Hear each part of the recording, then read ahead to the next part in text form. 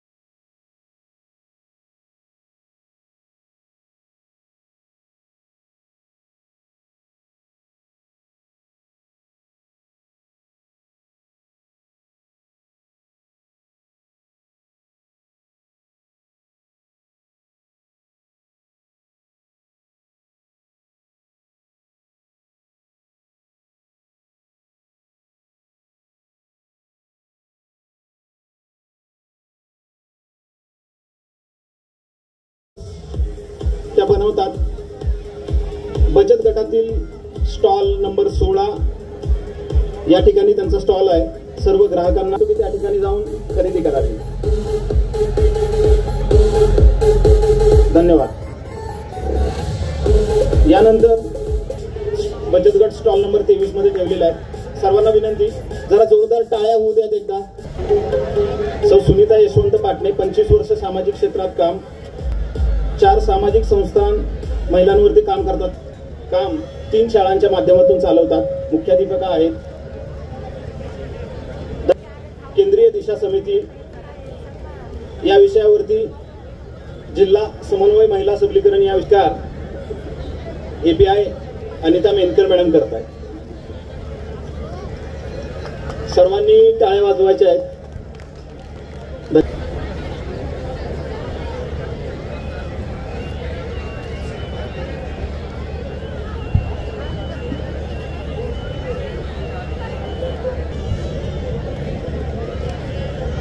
यानंतर जिल्हा रोजगार व स्वयंरोजगार 2023 या कार्यक्रमास आपल्याला सर्वांना मार्गदर्शन आणि कौशल्य विकास अंतर्गत रोजगार निर्मिती यासाठी आपण प्रमुख अतिथी म्हणून बोलवलेले आहेत माननीय सुनीलजी पवार साहेब, सहाय्यक आयुक्त कौशल्य विकास रोजगार।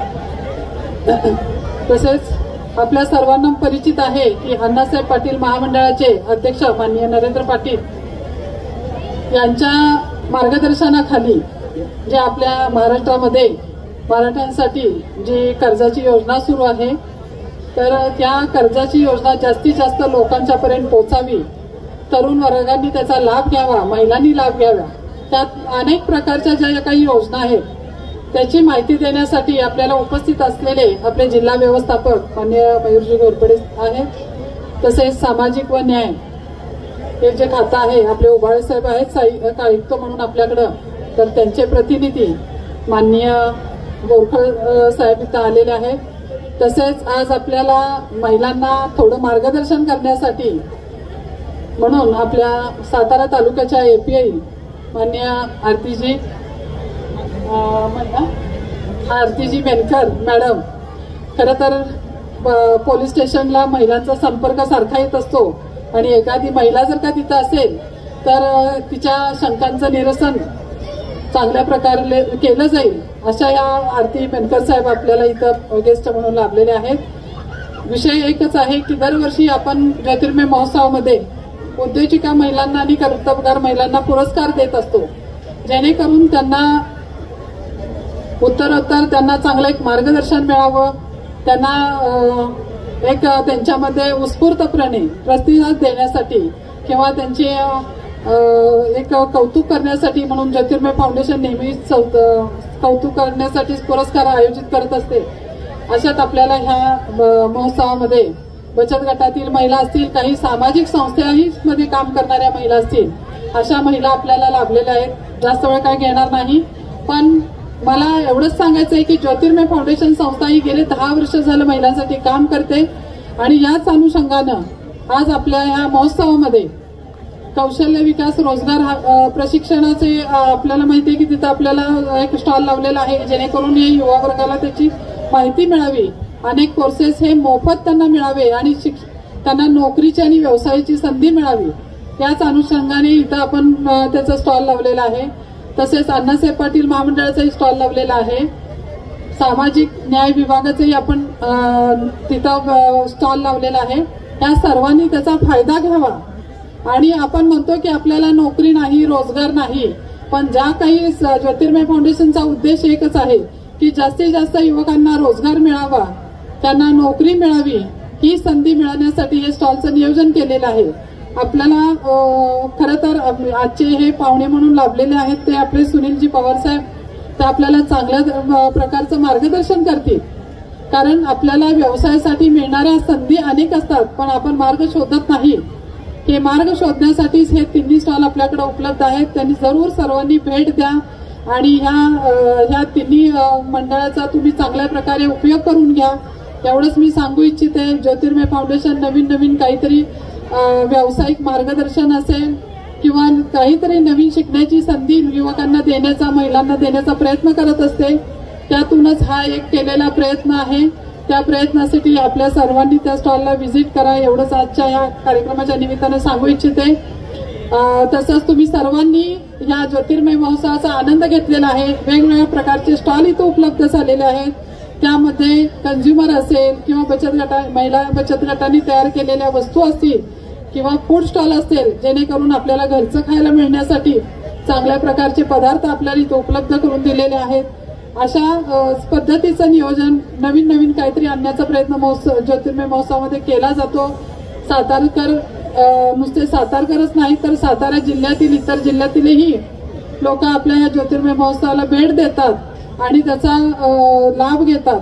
आपण मला असं वाटते की या ज्या स्टॉल मांडलेले आहेत त्याच्यामध्ये जे वस्तू ठेवलेल्या आहेत त्या वस्तू सुद्धा त्याची प्रोडक्शन कास्ट ही इतर याच्या दुकानापेक्षा सुद्धा कमी आकारली गेलेली आहे.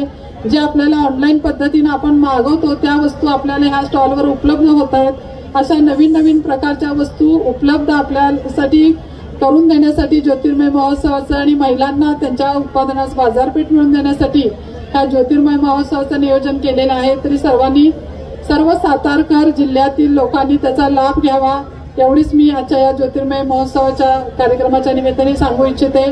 आपल्याला मार्गदर्शन हे तिन्ही ज्या व्यक्ती आहेत त्या आपल्याला चांगलं मार्गदर्शन करणार आहेत. त्याचा लाभही आपण सगळ्या युवकांनी, महिलांनी घ्यावा हे आजच्या कार्यक्रमाच्या निमित्ताने सांगू इच्छिते.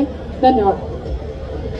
2023 पाटील मॅडमनी एवढं चांगलं 10 वर्षापासून हे कार्य करत आहेत आणि आमच्या आता बघतोय आपण बरेचसे व्यावसायिकांनी इथं स्टॉल लावलेला आहे किंवा आपले महिला बचत गटांनी स्टॉल लावलेला आहे. तर माझी सगळ्यांना विनंती आहे की आपली गव्हर्नमेंटची शासनाची एक योजना आहे अण्णासाहेब पाटील आर्थिक मागास विकास महामंडळाची. ही योजना म्हणजे महामंडळ आपल्याला व्याज परतावा करत आहेत. लाभार्थ्यांनी कुठल्याही बँकेत कर्ज करायचं आहे. कर्ज हे फक्त व्यवसायासाठीच घेणं आवश्यक आहे. त्याचं व्याज हे महामंडळ आपल्याला माफ करून देत आहे. तुम्ही 15 लाखापर्यंत कर्ज करू शकता. एखादा व्यावसायिक जर मोठा व्यवसाय करायचा असेल तर आपली 2 नंबरची जी योजना आहे गट कर्ज व्याज परतावा योजना, या योजनेत आपल्याला 10 लाखापासून 50 लाखापर्यंत कर्ज बँकेमार्फत मिळत आहेत आणि त्याचं व्याज हे महामंडळ आपल्याला रिफंड करणार आहे. अत्यंत चांगली योजना या शासनाने आपल्याला तयार करून दिलेली आहे. ऍक्च्युली 1980 साली या महामंडळाची स्थापना झाली. त्यानंतर काही कारणास्तव हे महामंडळ मृतावस्थेत होतं, परंतु 2017 मध्ये जेव्हा बीजेपी सरकार आलं तेव्हा फडणवीस साहेबांनी या महामंडळाची पुनरावृत्ती केली. या योजनेसाठी 500 कोटीचा फंड या सरकारने आपल्याला दिला आणि त्या दिवशीपासून 21 नोव्हेंबर 2021 पासून 2017 पासून ही योजना चालू झाली.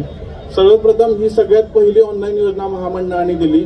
आजपर्यंत ज्या योजना आपण बघितल्या आहेत त्या पूर्ण कर्ज वाटप म्हणजे परतफेड झाल्यावर त्याची सबसिडी आपल्याला मिळायची, परंतु ही एकमेव योजना अशी आहे की दर महिन्याला तुम्ही व्याज मागणी करायची आहे आणि दर महिन्याला तुम्हाला व्याज परतावा मिळणार आहे. अशी अत्यंत चांगली योजना आपल्याला सरकारने दिलेली आहे.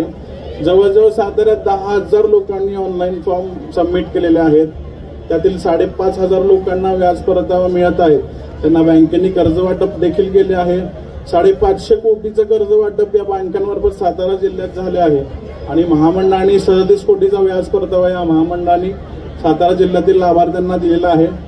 तर मी सगळ्यांना विनंती करतो की आपला स्टॉल हा स्टेजच्या शेजारीच 2 नंबरचा स्टॉल आहे अण्णासाहेब पाटील आर्थिक मागास विकास महामंडळाचा.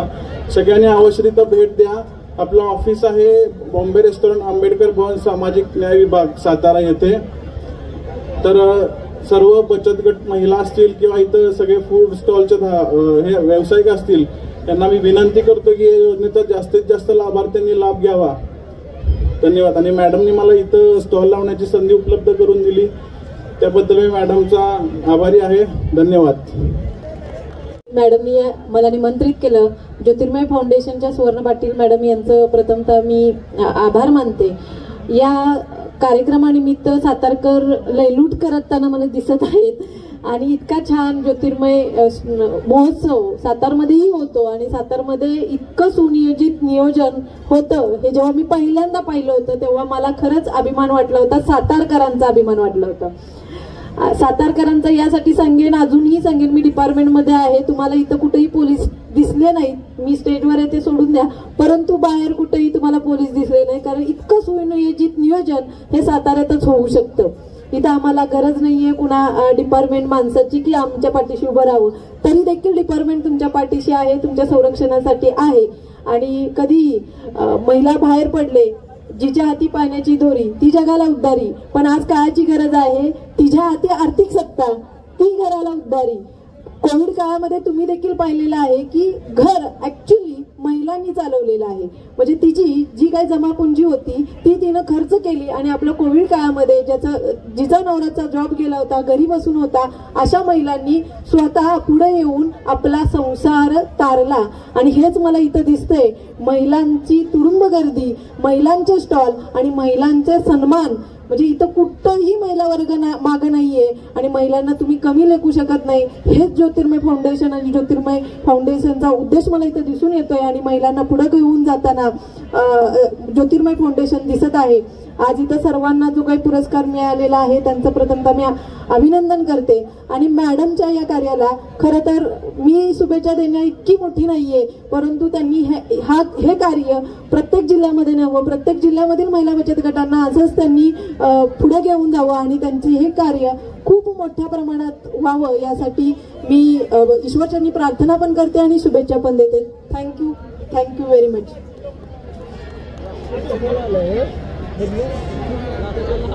धन्यवाद मॅडम. यानंतर जिल्हा रोजगार स्वयंरोजगार सहाय्यक आयुक्त साहेब पवार साहेबांना मी विनंती करतो की त्यांनी मार्गदर्शन करावं. त्यांना माझा नमस्कार. मगाशी या कार्यक्रमापूर्वी चंद्रा गाण्यावर सगळे डोलत होते. मध्येच हा जो कार्यक्रम घेतलेला आहे त्याच्यामुळे समस्त रसिक जनांचा निराश झालेला आहे, थोडा वेळ का होईना. त्याबद्दल मी थोडासा त्याबद्दल दिलगिरी व्यक्त करतो. कारण गाण्याच्या चांगल्या कार्यक्रमामध्ये मध्येच हे मार्गदर्शनाचे लेक्चर म्हणू तर असे रसिक प्रेक्षकांना थोडेसे खटकतात. तरी पण मी आपला जास्त वेळ घेत नाही, थोड्या वेळात माझं मार्गदर्शन संपवतो. आज या ठिकाणी ज्योतिर्मय फाउंडेशन मार्फत जो 200 स्टॉलचा बचत गटांच्या महिलांसाठी जो व्यासपीठ उपलब्ध करून दिलेला आहे त्याबद्दल खरोखरच पाटील मॅडमचे मी अभिनंदन करतो. कारण बचत गट निर्माण करणे ही शासनाची जबाबदारी आहे. महिलांना त्यांच्या पायावर उभं राहता येईल त्यासाठी ग्रामीण भागातील होतकरू महिलांसाठी शासन बचत गट तयार करतं. परंतु त्या बचत गटांना पुढे मार्केट मिळत नाही. परंतु गेली 10 वर्ष पाटील मॅडम या ज्योतिर्मय फाउंडेशनच्या माध्यमातून काम करून या बचत गट महिलांना खरोखरच सक्षम करत आहेत. कारण प्रोडक्ट तर सगळेच बनवतात, परंतु योग्य मार्केट अभावी ते पडून राहतात. परंतु या ठिकाणी आज हा 3रा दिवस आहे आज गर्दीचा एवढा उच्चांक झालेला आहे की मी माझी गाडी कोर्टाकडे पार्क करून आलो की इथे यायला एवढा उशीर होईल. त्यामुळं या गर्दीवरूनच दिसतंय की सातारकर किती रिस्पॉन्स देत आहेत.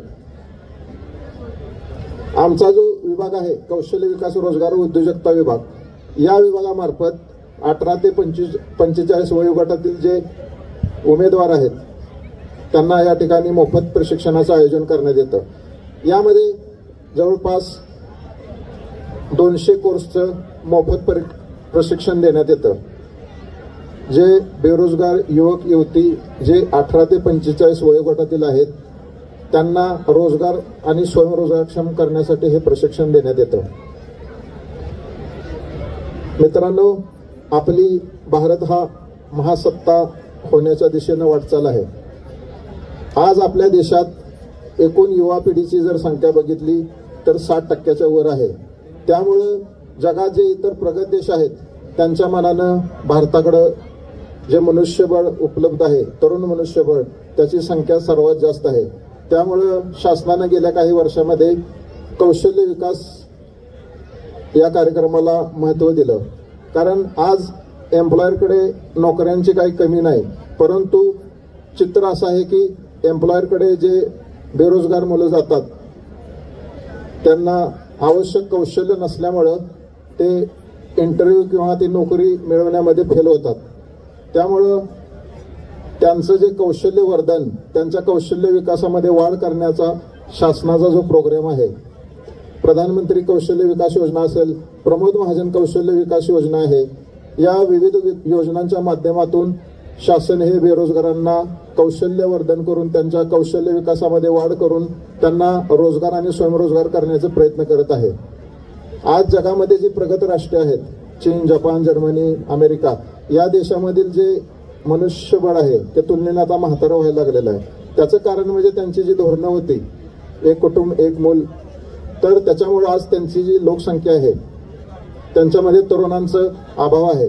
त्यामुळं आपल्या या देशाला एक चांगली संधी आहे की आपलं मनुष्यबळ एक्सपोर्ट करण्याची, म्हणजे जगातले ज्या प्रगत देशांचं जे मागणी आहे त्याच्यानुसार आपण मनुष्यबळाचा पुरवठा करणे, या हेतूने शासनाने असे हे कौशल्य विकासाचे प्रोग्राम आखलेले आहेत.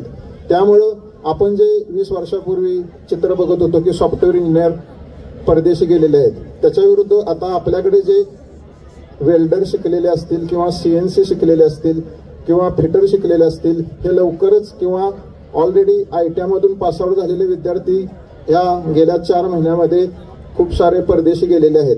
त्याच्यामुळं परदेशी नोकऱ्यांच्या संधी वाढलेल्या आहेत. त्याच्यामुळं या कौशल्य विकास योजनांचा फायदा घेऊन आपण देखील या कंपन्यांची जी मागणी आहे त्याच्यानुसार आपण कौशल्य वर्धन करून आपण त्याचा लाभ घेऊ शकता. आमच्या विभागामार्फत दुसरी जी योजना आहे स्टार्टअप, तर या योजनेच्या माध्यमातून जे आपल्या ग्रामीण भागामध्ये जे टॅलेंट आहे ह्या टॅलेंटला एक पोषक वातावरण दिलं जातं.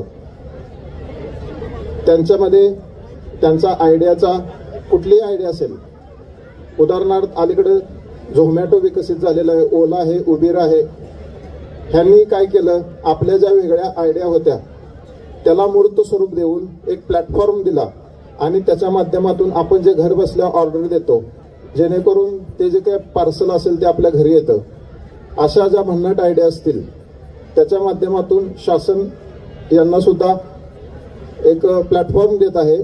परवाच आमचं जिल्हास्तरीय विद्यार्थ्यांसाठी इनोव्हेशन चॅलेंज झालं, स्टुडंट इनोव्हेशन चॅलेंज. याच्या माध्यमातून जिल्ह्यातील जवळपास 200 विद्यार्थ्यांनी आपल्या आयडियाची नोंदणी केली होती. त्या माध्यमातून 32 जे विद्यार्थी आहेत त्यांनी परवाच जिल्हास्तरीय सादरीकरण केलं. त्याच्यातून 10 आयडिया फायनल केल्या आणि त्या 10 आयडियांना जवळपास 1 लाख रुपये बक्षीस प्रति आयडिया, प्रति विद्यार्थी असं देण्यात आलं.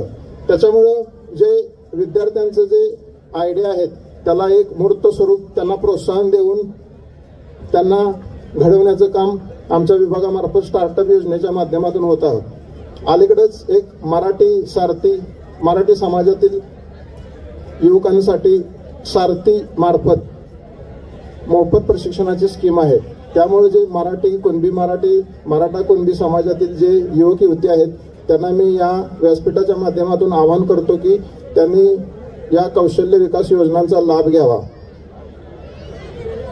आज या ठिकाणी पाटील मॅडमनी आम्हाला आपल्या विभागाच्या योजनांची माहिती सांगण्यासाठी या ठिकाणी व्यासपीठावर आमंत्रित केलं.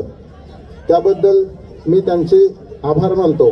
तसेच त्यांनी जे या ठिकाणी महिलांना जे व्यासपीठ उपलब्ध करून दिलेलं आहे, महिलांना सक्षम करत आहेत त्याबद्दलही त्यांचे मी या ठिकाणी हार्दिक अभिनंदन करतो आणि मला या ठिकाणी संधी दिल्याबद्दल मी त्यांचे आभार मानतो आणि माझे 2 शब्द संपवतो. जय हिंद, जय महाराष्ट्र.